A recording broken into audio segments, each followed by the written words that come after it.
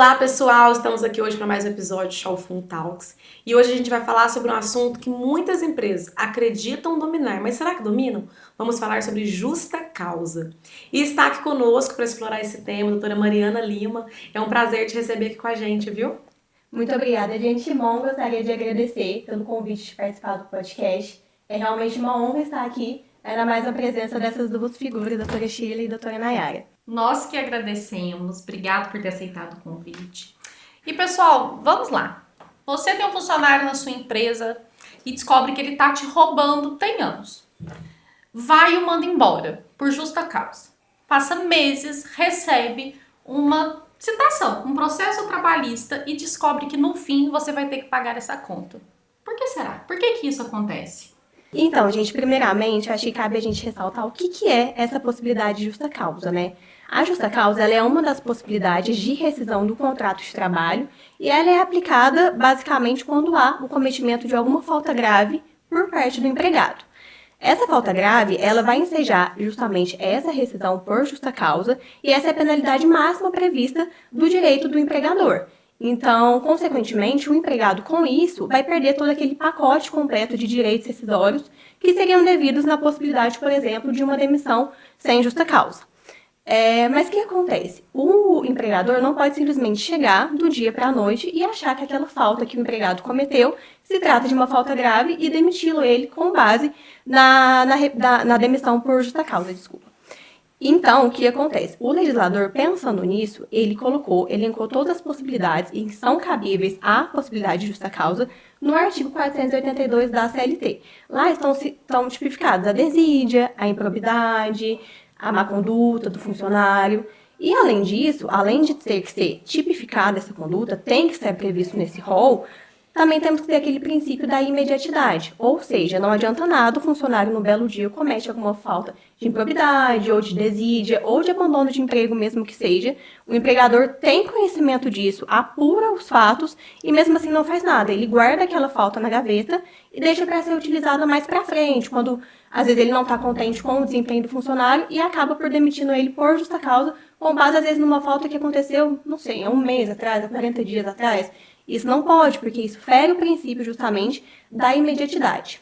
Isso é muito importante então, Mariana. 2 pontos que você ressaltou aí que são relevantes. Primeiro, não é qualquer falta, não é qualquer conduta que gera o direito do empregador a aplicar justa causa. Dona Mariana, isso pra gente estar exposto na lei, quais são essas hipóteses, né? E também o caráter imediato. Eu não posso esperar acontecer alguma coisa. Agora eu lembrei do que ele fez o ano passado, vou aplicar justa causa. O que não pode acontecer é o empresário ficar guardando também, né? Às vezes que é isso, ele vai ficando, ele vai guardando tudo que tá acontecendo, não dá uma advertência, não registra o que tá acontecendo e num rompante de raiva fala, eu vou mandar embora por justa causa. Exatamente, doutora Nayara. E por isso também que é importante que a gente colecione, né, esses apontamentos que a senhora bem mencionou, de advertência, de suspensão, e com isso a gente já vai para o próximo critério, que no caso é a proporcionalidade.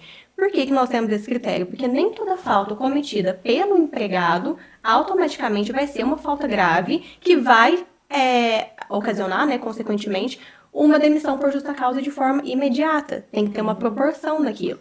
Geralmente, a gente tem de pensar em 2 caixinhas assim.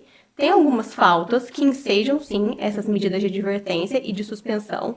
Essas medidas, elas têm um caráter pedagógico. Consequentemente, por ter esse caráter pedagógico, a gente tem que aplicar de forma proporcional à conduta do funcionário. Vou dar um exemplo para vocês. Às vezes o funcionário chega aqui e não usa uniforme, ou está chegando muito atrasado no trabalho, né, para assumir o posto de trabalho.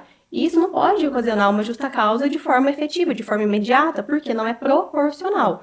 Então, o que é interessante do empresário, né, do empregador fazer? Aplicar primeiro uma advertência com caráter pedagógico. Ah, não quis assinar. Pede para que 2 testemunhas assinem. Ah, não consegui corrigir essa conduta do meu funcionário. Aplica uma segunda advertência. Ah, não deu certo. Aí aplica uma suspensão. Voltou da suspensão. Não deu certo. Aí sim a gente tem uma demissão por justa causa. A segunda caixinha que a gente verifica são daquelas condutas que sim, que elas podem causar justa causa de forma imediata. Por quê? Porque não tem esse caráter pedagógico. Por exemplo, você pega um funcionário seu roubando, furtando do caixa da empresa. Concorda comigo? Não tem porque você aplicar uma advertência, porque não tem esse caráter pedagógico, tem uma gravidade. Então, aí sim, você pode aplicar a justa causa de forma imediata. Lembrando que nós vamos Neste caso, o rompante pode acontecer. Isso, Ele deve acontecer. Exatamente. Ou às vezes vias de fato. O empregado entrou em vias de fato com o empregador, às vezes fora mesmo do local de trabalho. E sim seja, desculpa, a demissão por justa causa. Não precisa necessariamente aplicar uma advertência para você saber que furtar é errado. Que vias de fato é errado. Mariana, você falou no começo da necessidade de apuração. Isso porque muitas vezes a conduta do funcionário chega até o conhecimento do empregador, mas nem sempre teve ali aquele caráter, o empregador viu o que aconteceu. Como que deve dar essa apuração? Como que funciona? Até para o empregador ter segurança da justa causa que ele vai aplicar. Exatamente, doutora Shirley. Esse ponto é muito importante porque antes de ser aplicada uma justa causa, a gente tem que ter provas de que isso efetivamente aconteceu. Porque corre o sério risco de, se essa demanda chegar no judiciário, o juiz reverter essa demissão por justa causa para uma sem justa causa, justamente pela ausência de provas. É o que a gente mais vê ultimamente acontecendo. Às vezes você ouve dizer que seu funcionário furtou e chega lá com toda a convicção do mundo e manda ele embora, por justa causa.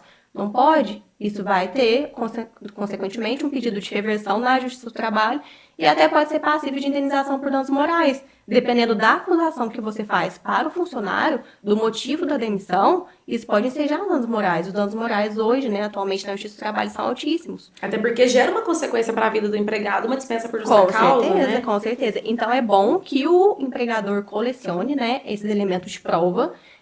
A advertência, a suspensão são elementos de prova de que as medidas cabíveis foram tomadas a tempo e modo. E também tem essa questão de reunir provas, às vezes orais, visuais, mensagens de textos, deixar tudo registrado. Quanto mais o empregador deixar registrado, o melhor é para fundamentar a demissão por justa causa. Pois é, gente, no fim, o processo trabalhista, ele não vai ser decidido pela história que a gente está contando. Ele vai ser decidido por aquilo que a gente pode provar e demonstrar no processo. Por isso a necessidade de ter tudo documentado. Exatamente, doutora Nayara. Esse é um ponto crucial que os empresários têm que se preocupar, principalmente quando eles ouvem dizer alguma informação ou quando eles já não estão contentes com a atuação daquele empregado e acha que demissão por justa causa vai ser a melhor das hipóteses. Não vai. Às vezes é melhor, caso a hipótese não seja elencada no rol do artigo 482, como eu comentei, às vezes é melhor fazer uma demissão sem justa causa mesmo. Por quê? Por mais que você vá ter que pagar aquele pacote completo, dos direitos trabalhistas, 13º proporcional, enfim, você não vai ter o risco de ser condenado por uma indenização por danos morais e, além disso, por honorários advocatícios, Então tem toda essa questão. E aí nós estamos falando de lei, de processo, de artigo. Você, empresário, não precisa conhecer isso tudo de cor, não precisa saber como funciona, mas precisa ter uma assessoria jurídica que te oriente, que demonstre efetivamente qual é o caminho a ser adotado para conseguir mandar aquele funcionário embora por justa causa. Exatamente. Essa parte é muito importante, doutora Nayara, por quê? Por mais que eu comentei que o legislador fez questão de elencar no rol do artigo 482 quais são as hipóteses de demissão por justa causa, ele não explica muito bem sobre essas possibilidades. Então, cabe à jurisprudência, cabe à doutrina, cabe aos advogados explicarem melhor para a gente de acordo com o caso concreto. Porque isso vai variar de acordo com a situação que a empresa traz para a gente, a situação que se apresenta no caso concreto. Por exemplo, ato de improbidade. O que é ato de improbidade? O legislador não comenta isso lá no texto. O que é desídia? Desídia é o contrário de desleixo, de falta de diligência. Mas o que é? Quais são as hipóteses? Qual o nível de desídia que eu posso dar uma justa causa? Exatamente. Por isso é importante uma assessoria para que a gente verifique, à luz do caso concreto, se aquela hipótese de justa causa vai ser aplicada ou não. Mariana, já que você falou de caso concreto, o que você vê de mais rotineiro em situações em que há reversão da justa causa? O que mais a gente consegue ver hoje em dia, Shirley, é essa questão justamente de falta de provas. Vou dar um exemplo até que aconteceu recentemente, foi esse ano. Foi de uma empresa grande, não é daqui do estado de Minas Gerais, mas é uma empresa brasileira grande que a gente tem conhecimento. Mas, enfim, essa questão dessa funcionária, assim que ela voltou das férias, ela teve a notícia de que o contrato dela havia sido rescindido por demissão por justa causa, justamente por essa questão de fraudular notas promissórias em troca de propina. Não concordando com essa situação, ela entrou na Justiça do Trabalho, pleiteando justamente a reversão dessa modalidade de rescisão contratual para dispensa sem justa causa, e ela conseguiu. O magistrado entendeu que, pela ausência de provas de que ela realmente tinha cometido essa falta, teoricamente falta grave, mas pela ausência de provas, a empresa não conseguiu demiti-la por justa causa. E é engraçado, né? A gente não sabe exatamente o que aconteceu, mas o que mostra essa história é que, provavelmente, uma nota não é alterada uma nota cada mês, né? Ela faz Exatamente. tempo que isso estava acontecendo. Exato. E ao invés de ter todas as medidas, né, de ter tudo registrado na emoção, se tomou uma decisão que foi revertida. Acho que essa é uma das maiores. Então, os maiores motivos de reversão de justa causa são decisões tomadas na emoção, né? Sem um preparo de Sem fato. preparo, exatamente. Isso cabe ao gestor, justamente com a assessoria jurídica, verificar no caso em tela se realmente aquilo se aplica ou não. Por isso é importante, antes que o empregador proceda a essa demissão por justa causa, que ele verifique com a sua assessoria jurídica se realmente aquilo se trata de uma possibilidade de justa causa, se aquilo é proporcional. Entende? Se aquilo não vai violar aqueles princípios que eu falei da proporcionalidade, da imediatidade, da tipicidade. E também tem a questão que acabou que não comentamos, do no bis in idem, né? Esse princípio é tão conhecido no direito penal, mas a gente pode trazer ele também para o direito do trabalho. Que é o seguinte, aquele empregado ele não pode ser punido 2 vezes pela mesma falta. Então, suponhamos que o funcionário, igual eu mencionei, ele não utilizou o uniforme. Você não pode aplicar uma suspensão, né, claro, gradativamente, passando pelas questões de advertência, aplicar uma suspensão e assim que ele voltar da suspensão, você demite ele por justa causa. Não, porque está punindo ele 2 vezes pelo mesmo fato. Isso não pode acontecer. Então, são essas questões que o gestor, que o RH, que o empresário tem que analisar à luz do caso concreto.